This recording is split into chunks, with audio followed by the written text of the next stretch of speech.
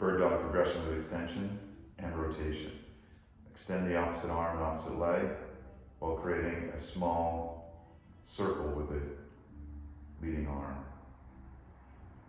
Hold for 5 breaths, come back in, go to the opposite arm, opposite leg. 5 deep breaths in while creating consistent circles with the leading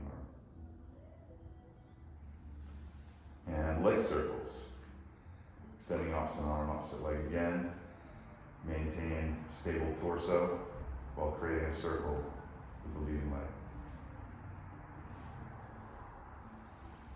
Try to keep the circling leg perfectly straight, knee locked, and minimize the motion of the torso,